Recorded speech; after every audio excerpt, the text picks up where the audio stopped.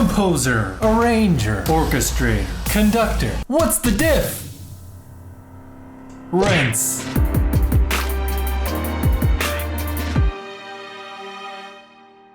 Hello, I'm Ealan Osborne, and welcome to my YouTube channel where I talk about movies, audio, and music. But more specifically, we'll be talking about a music-related subject that I know so many people have been waiting with bated breath for me to talk about. I mean, look at this Twitter tweet from the Music Goose that reads, @Ealan Osborne. Can you please make a video about the difference between a composer, arranger, orchestrator, and conductor? I is honk fused.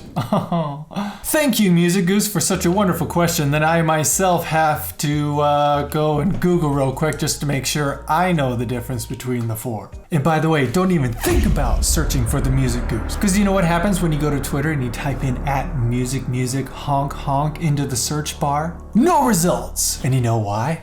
Cause I made it all up. That's right. I spent an extremely long 5 minutes Googling an Adobe Illustrator template for a mock Twitter post, and I couldn't find what I was looking for. So I did it the old-fashioned way, and I created a Twitter post mock-up myself, which I can now use for future videos. You see, I take 30 minutes out of my day to fabricate something that only has 5 seconds of screen time for you. I do it for you, people of YouTube. But why? So now that you only wish there was a Twitter handle @music honk honk that actually existed, and that there was an accompanying t-shirt, or maybe, just maybe, the t-shirt does exist? Could a link be in the description below? I don't know. Composer. So you want to be a composer, eh? No. Okay then, what is a composer exactly? I don't know, you tell me. Think of it this way. A composer starts with a blank canvas. No notes written, no melody, just... From nothing, a composer creates something. Steven Spielberg asked John Williams to compose a score for him. John Williams is sent a rough cut of the film with usually maybe some dialogue and sparse sound effects thrown in maybe. But normally it's just a real rough cut version of the film. From nothing, John Williams writes melodies that will be remembered for generations to come. And speaking of the film industry, sometimes a director will send a rough cut of the movie to the composer, which actually has temp scores in the various cues that they want, just to give the composer an idea of the type of music that he wants in a particular part of the movie, or the genre, or the feel, etc. Now, depending on the project, being a composer means you might just write the melody of the music, and that's it.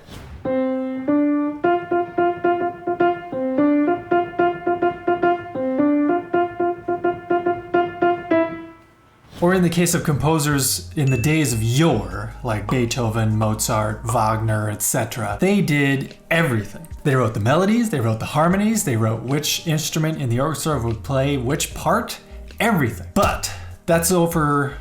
Nope. Over. Uh-uh. Roger. Not that either. But that's overlapping into some of the other jobs that I'll be getting into in this video. So, without further ado, next up is arranger. So a composer makes something from nothing, right? Right. Well, an arranger makes something from something that already exists. Take this sheet music one can purchase for AC/DC's You Shook Me All Night Long. Obviously, this piece wasn't originally written for a string quartet. Then why is it available to download for strings? What sorcery is this? Because it has been arranged for a string quartet by Bojana Jovanovic. He took a song that already existed and he rearranged it to be played by 4 stringed instruments. That makes me wonder what it would sound like if you arranged the same song for 4 tubas.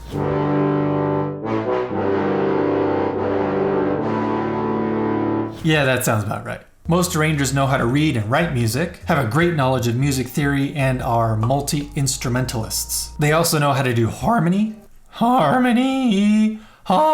Sure. They also know how to do harmony, composition, and orchestration. And they usually have their own studio equipped with a popcorn machine.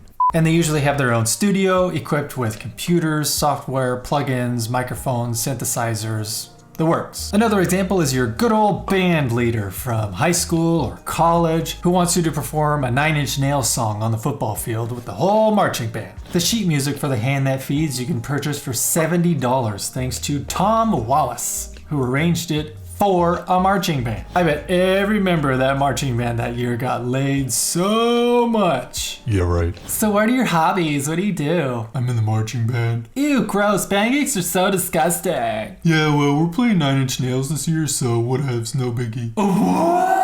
Is this starting to make sense now? An arranger might also be asked to speed up or slow down the tempo of a song, strip down and reduce the amount of instruments playing a song, or beef up the performance with even More beef?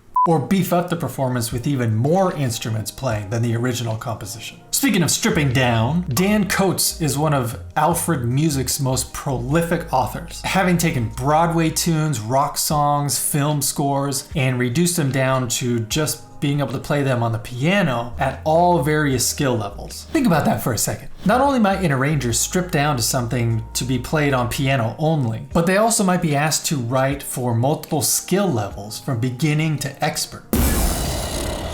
A song Of Ice and Fire. and also remixes fall under the arranger category. Arranging can not only mean speeding up or slowing down a song, beefing up or stripping down, but it can also mean reimagining a song altogether. So, you know, like DJs. Wow, I love your remix of the Neverending Story theme. You're my favorite DJ. I prefer the term electronic arranger. Making or reinventing something from something that already exists. Moving on, orchestrator. In this category, we're dealing with two camps. Orchestrator for concert and stage, and orchestrator for TV and film. Let's start with orchestrator for concert and stage. Mainly performances that are live, done by real people with real instruments. Similar to an arranger, an orchestrator does Calisthenics. Similar to an arranger, the orchestrator makes something from something that already exists. But the key difference is, while the arranger reimagines something. Hey, Klaus Doldinger, composer of the music for the Neverending Story. Yeah? You dig my remix of your sick theme? 9. The orchestrator develops, enhances, or completes a piece of music, sticking very closely to the original composer's intention. And specifically talking about concert and stage, the orchestrator is very familiar with how an orchestra works, taking the composer's melody or watered down score and expanding it to a full orchestral score, determining the number of musicians in each section, strings, woodwinds, brass, percussion, the registers in which each instrument plays, and balances the dynamics of the orchestra to achieve the desired effect of the composer. Speaking of dynamics, this might happen between a composer and an orchestrator. This part is supposed to be loud, so that's when, like, everybody in the whole orchestra plays at the same time, right? No, that's not how an orchestra works. Or this scenario might come up concerning the manner in which the performers are playing their instruments. Yeah, I was thinking the woodwinds would do this like 16th note staccato riff for like 16 bars, while the French horns and trombones would just hold out their notes for those same 16 bars? Oh, so you want the woodwinds and brass to pass out, is that it? Wait, what? So what about TV and film orchestrators? You can't talk about the modern day orchestrator without talking about MIDI, Musical Instrument Digital Interface. With the ease of using musical software these days, composers will write a score using orchestral sample libraries and the use of MIDI notation. Orchestral sample library? Yeah, dude! Language, geez. Sample libraries are usually hundreds of gigabytes worth of actual samples of recorded instruments being played, then loaded into software patches, which can then be played by a MIDI keyboard. I personally use East West's Hollywood Orchestra sample library. They are not a sponsor. I bought this with my own money many years ago.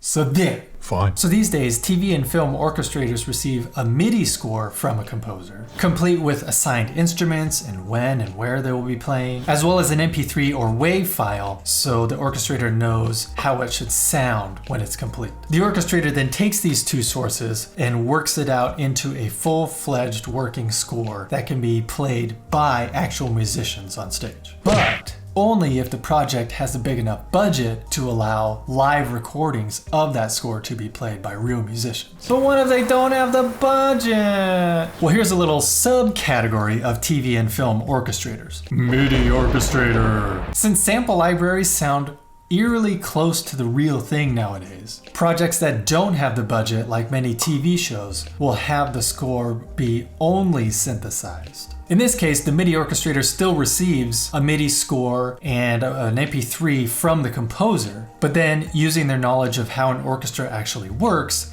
they then retool the MIDI score using their own sample library to make it sound like an actual orchestra is playing the correct parts at the correct time, and then that final synthesized recording is then used in the TV episode or whatever. So the MIDI orchestrator tends to just stay in the digital realm. Using computers and stuff, and their own sample libraries, staying in their deep, dark caves, never to be seen again. Last but not least, Conductor, aka Maestro. Yeah, they just stand behind the podium and wave their baton. No biggie. The end. Incorrect! They're basically the equivalent of a director of a film, overseeing the performance aspects of a piece of music like dynamics, phrasing, timing, etc. And also, like a film director needing to get the best performance out of an actor, a conductor must be extremely charismatic and inspire the musicians to work as a cohesive unit and become unified in song. So no wonder you get some pretty flamboyant conductors out there like Gustavo Dudamel of the LA Philharmonic Orchestra. Say what you want though, he knows how to get incredible performances out of the musicians he works with.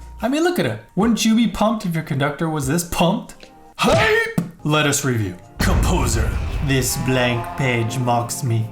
The vastness of this empty void causes such turmoil within. Oh, hey, look, I wrote some music. Something from nothing. Arranger. You know what's better than Smells Like Teen Spirit? A marching band playing Smells Like Teen Spirit.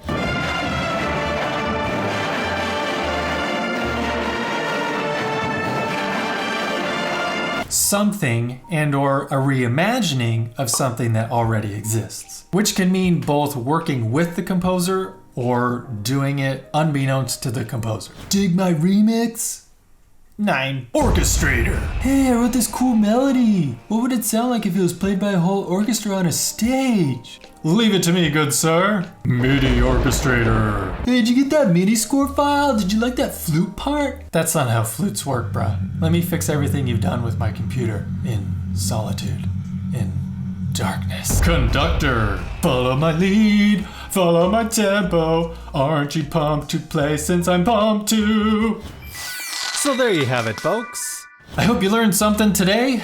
And if you didn't, I don't care. Don't forget to join my Patreon page where I go over some exclusive content for your eyes only if you give me a little bit of money or whatever. Don't forget to like and subscribe if you haven't done so already. And don't forget, always be listening. I got merch. Link in description. I got Bandcamp. Link in description. I got a Patreon. Link in description. I got Etsy. Link in description. I got a kids book. Link in description. And don't forget, always be listening.